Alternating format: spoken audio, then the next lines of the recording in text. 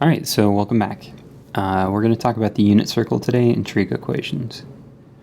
So the degree system that we use today is actually a holdover from ancient Babylon. Since the year has roughly 360 days in it, then the circle has roughly 360 degrees, one for each day.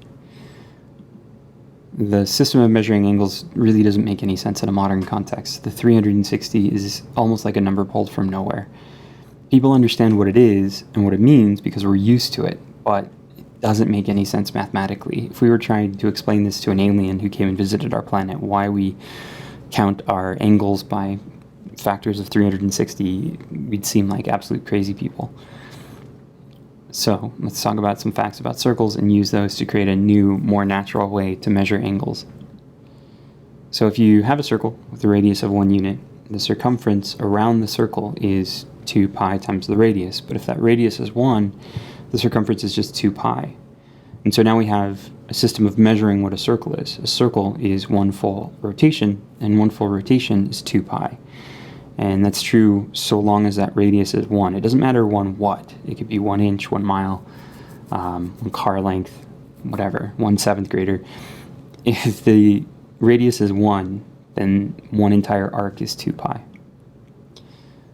So if the entire circle is 2 pi, then all the other angles inside of a circle can be represented as positions of the whole. For example, 180 degrees is half of 1 full rotation, so that's pi, and so on. What you're really measuring here is the arc along the outside of the circle as it goes along that angle. So sine, cosine, and tangent on a unit circle. I have in my classroom paper plate, and for those who are here on Tuesday, we went through the paper plate in class, but make sure that you have that plate somewhere. If you lose it, it is 100% in your best interest to make sure that you have it again. There are going to be situations where I'm going to ask you to calculate sine, cosine, and tangent without using a calculator. You need that plate for that, okay?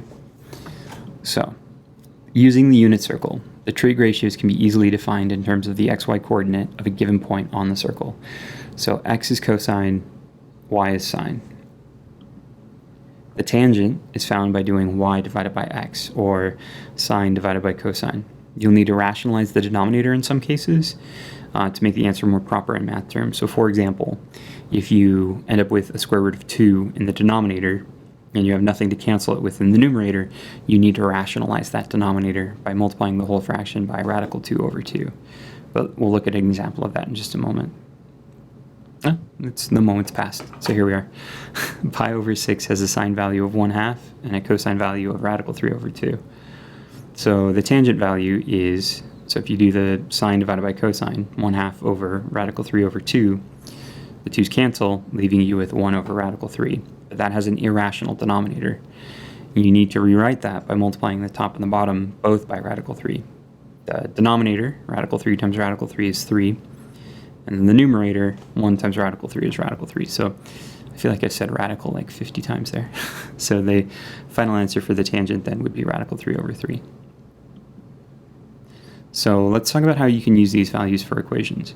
So you can use these properties to solve a trig equation. So let's start with an example that's not too bad. So let's say that we have the equation 3 times the tangent of theta divided by 4, and we know that that's equal to 3 on the interval from 0 to 2 pi. It's usually written as 0 less than or equal to x, which is less than 2 pi. So what we're going to do here is if you divide both sides by 3, because we're trying to get tangent by itself, then you have tangent of theta over 4 is equal to 1. And you're looking for places on your plate where the tangent is equal to 1. And in this case, the tangent is equal to 1 when theta is equal to pi over 4 and when theta is equal to 5 pi over 4. So roughly 45 degrees and 225 degrees. So that means that theta over 4 is equal to pi over 4, and theta over 4 is equal to 5 pi over 4. So you can just multiply everything by 4, and then you're left with theta equal to pi and theta equal to 5 pi. Those are the two solutions on the interval from 0 to 2 pi. All right, and that's actually the next lesson here. So there we go. That's solving functions with trig values and a brief discussion of the unit circle. Make sure you get that paper plate. It's your responsibility to make sure that you have it. that you have everything on there you need to have on there, and that you understand how to do that. It's your responsibility. So if you need me to help you with it, say, for example, you weren't here on Tuesday, please stop by my classroom so that we can go over it. Otherwise, have a great day, and I will meet you in the next video.